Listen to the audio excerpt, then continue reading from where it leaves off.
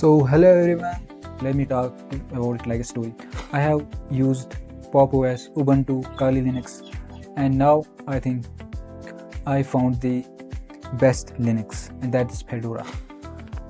I installed Fedora 3 days ago and its experience was really good. I have to say that it was amazing. And now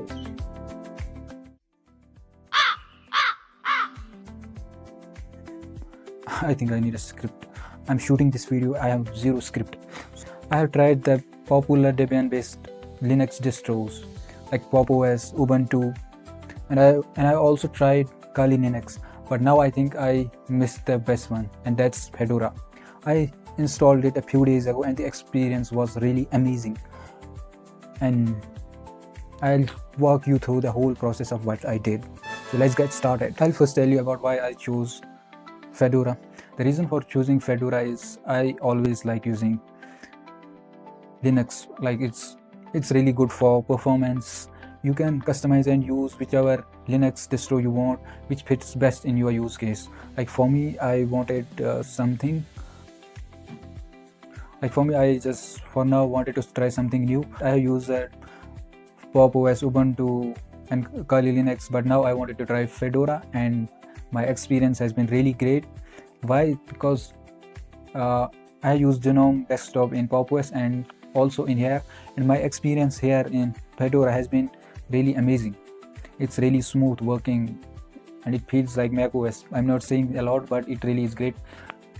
That was the first thing. And the other thing I like about it is that it's battery management. What you can do is you can set this preserve battery health.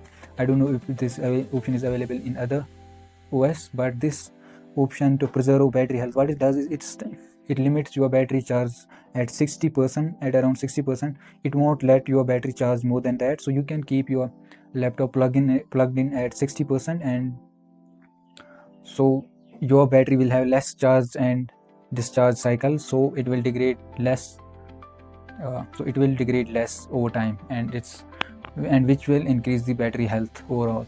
Now, why did I say it's the best among these?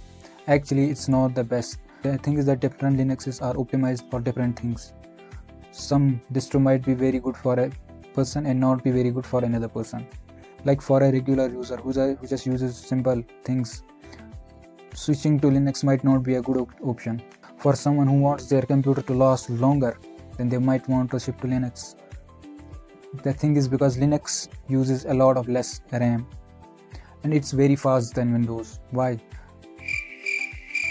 What Linux does is it uses some of the free RAM as cache, which in turn loads the most frequently used application a lot faster. That's how you click an application and it loads immediately. I've been using it for almost a week and it's been really smooth and I'm enjoying it a lot. It's really smooth working. Now I'll show you how to install it, and that's it. Go. So I'm on my screen and I'll show you what we're gonna do in this video. I'll show you the just a second. So here I got this file, and in this I'll show you what we'll do. So step 1, what we need to do is we need to take backup of all our data. You can put it online, cloud, external pen drive, anywhere you'd like to do. So step 1 is data backup. You need to take backup of your data that's on your computer. You can keep it on online, you can keep it on cloud, external pen drive, and anywhere, or on your phone. So then what we'll do is we'll download the Fedora OS. That's step 2. Step 3, make bootable USB, and step 4, install Fedora.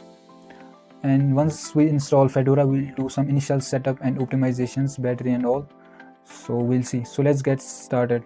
This is specific. You do this step as you want. Put in cloud or pen drive, anywhere you want.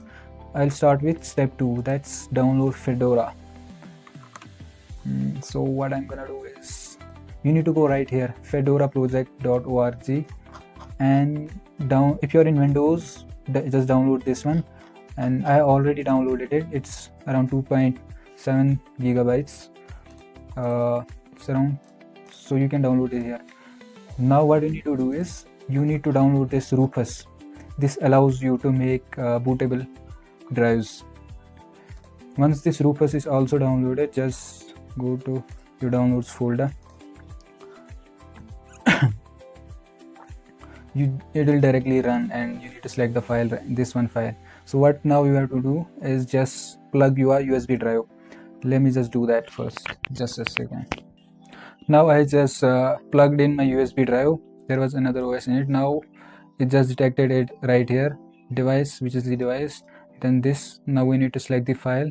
Here we'll select this downloaded file, Fedora. I don't remember which one was it, MBR or so where can you check what you need to select, MBR or GPT? Just go to just go to right click this window and go to disk management, and here right click, go to properties, and here you have partition style, it's GPT. So I'll be selecting GPT.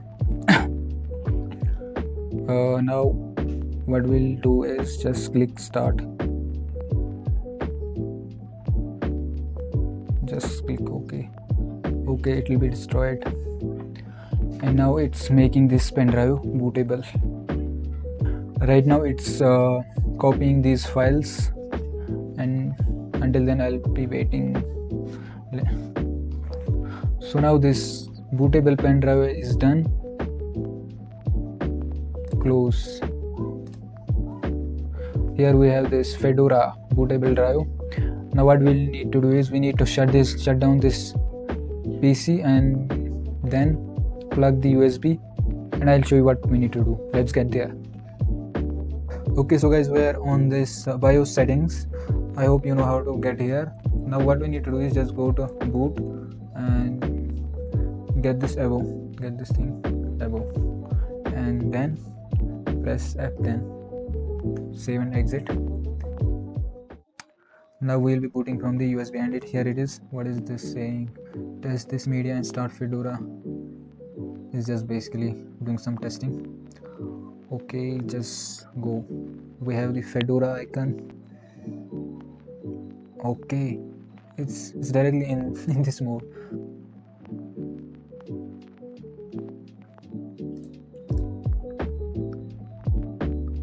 Okay, it's initializing. Let's go with English, United States, and next. How would you like to install? Share this with other operating system. No, I would like to use entire. Let's go with this one. No, we'll not be doing this. Next, Fedora Linux 44. Okay, now we are gonna be erasing all our data. Okay, go. But there's nothing to worry. I have just backed up my data. Okay, I think now our storage is wiped out. And now it's installing software, and now it's done. It was pretty fast. It just took around 5 minutes, and now we need to restart. Let's go. Just right here, I think it's, and restart. Finally it's starting. Oh, it's getting dark. Error. Why is it saying error? Why error, bro? Why? No, it started. And this is welcome to Fedora Linux 44. Start setup. Let's go. No. Next. Times down. Let's go. No. Okay, so guys, now I'm on the screen, and that was the installation part. I've been using this for some time, and now I'll show you how this thing feels. How this feels. This is the terminal. This is how it looks right here, and this is how you get your applications. And click right here, and that's how it lists. These are the desktops. I'm recording this, and you can click this, go here, and let me show you the file manager, how it looks. It looks like this. This is the file manager. This is how it looks. and it really looks smooth. You can see I can just do this, do anything. Feels like the view is really great, and using this feels really smooth.